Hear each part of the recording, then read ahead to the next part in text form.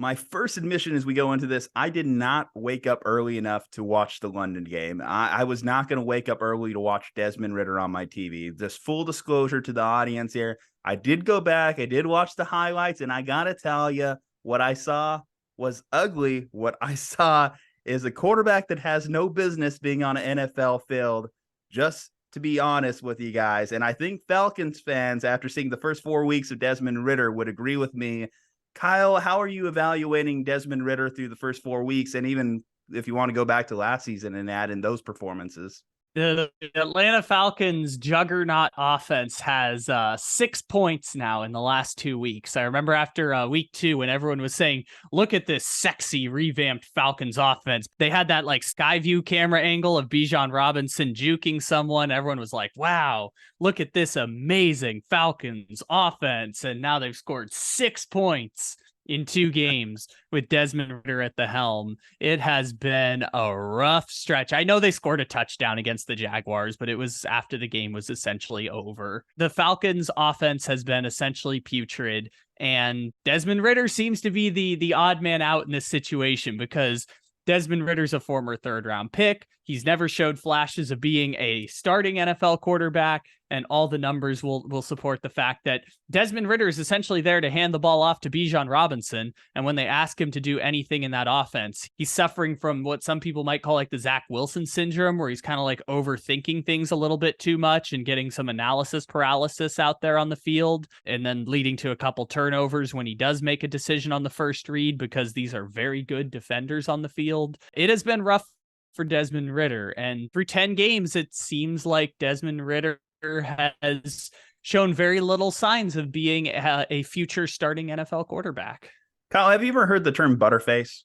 Please fill me in. So what butterface essentially means is someone that you're romantically interested in. Perfect. Everything from the neck down, but from the face up, yeah, that's a no. That's a big no for me, dog.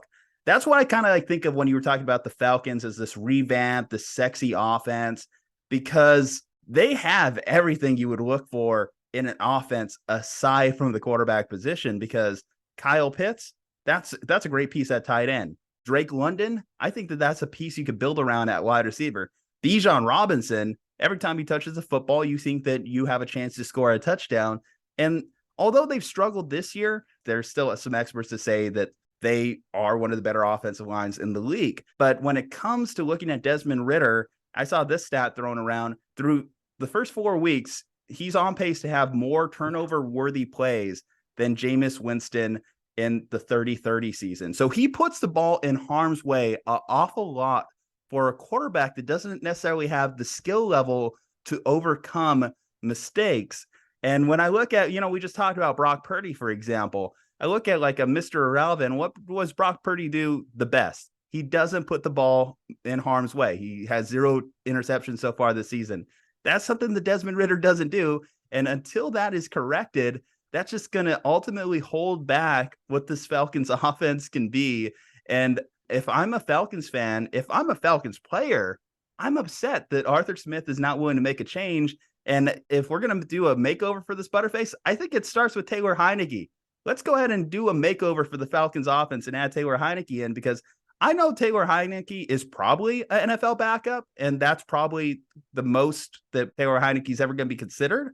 But at the same time, I know he's an NFL quarterback. I don't think Desmond Ridder is an NFL quarterback. Yeah, that's the whole purpose of bringing in Taylor Heinicke in the first place, was for this exact scenario, right? Where Desmond Ridder isn't playing as well as they would like him to. The whole point was that he is a high-end backup quarterback who they can then put into the offense, plug and play in the middle of the season, and keep this thing afloat. And from the very start, I will say, I've never seen the vision for Arthur Smith and the Falcons. I've never understood exactly where they were going, because Arthur Smith comes from a run-heavy identity on offense. For those who may not remember, he was the offensive coordinator who replaced Matt LaFleur in Tennessee, and was the offensive coordinator during that season where the Titans ended up having a really, really good rushing attack with Derrick Henry. They made the playoffs, all that stuff. And Arthur Smith last year, I'll never forget when Marcus Mariota threw an interception. And remember, Marcus Mariota was the backup quarterback when Arthur Smith was there with the Titans. Marcus Mariota threw an interception, and then they ran the ball 16 consecutive times after that. I understand why they made the move for Bijan now, but at the same time, like, I've never seen the vision of what the Falcons are building and doubling down on Desmond Ridder going into this season when he was a third-round pick who hasn't shown you very much, replaced Marcus Mariota, who's clearly a career backup at this point. Like, what's been so strange is they've never even tried to fill in that quarterback position role. It's been a whole lot of, we're going to move on from Matt Ryan, the maybe greatest quarterback in our franchise's history. And now we're going to go Marcus Mariota, Desmond Ridder, and eventually what I presume will be Taylor Heinicke. So I've never seen the vision for the Atlanta Falcons, and I feel really vindicated to score 6 points in 2 games. But on the flip side, it doesn't bring me any joy because, like, this is a really talented offense. Bijan Robinson is a really skilled running back, and I just don't know exactly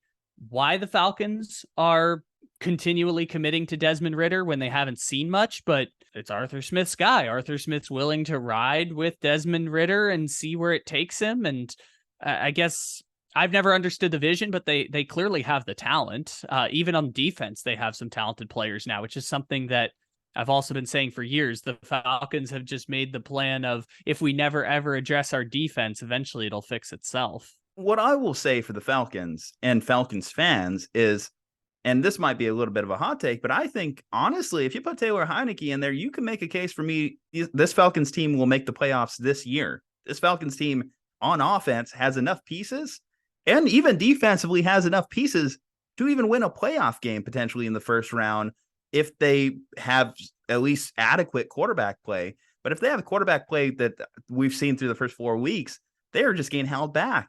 And I don't know if there's like a bigger move they can make, particularly in season. Now, we know that the Vikings, obviously, they just got their first win. I know there was some Kirk Cousins trade rumors heating up.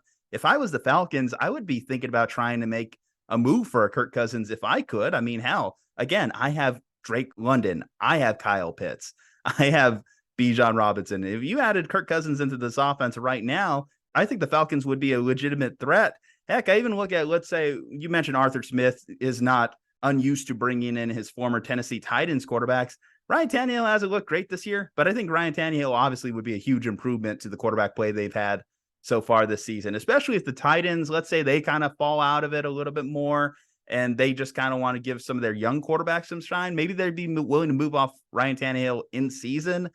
I just need something that I can really cling on to. If Ryan Tannehill's only a modest improvement over Taylor Heinicke, I still think that's an improvement on their overall team. I think if you're the Falcons looking at this situation, you're 2-2.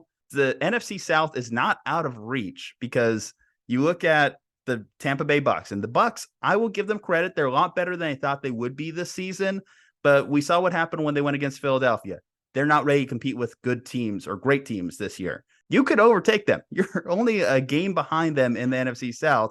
You could overtake them and make that your playoff spot if you make a legitimate move, or at least make that internal move to move off from Desmond Ridder. If you treat this as just rebuild year, that's on you. That's something you want to do as a team.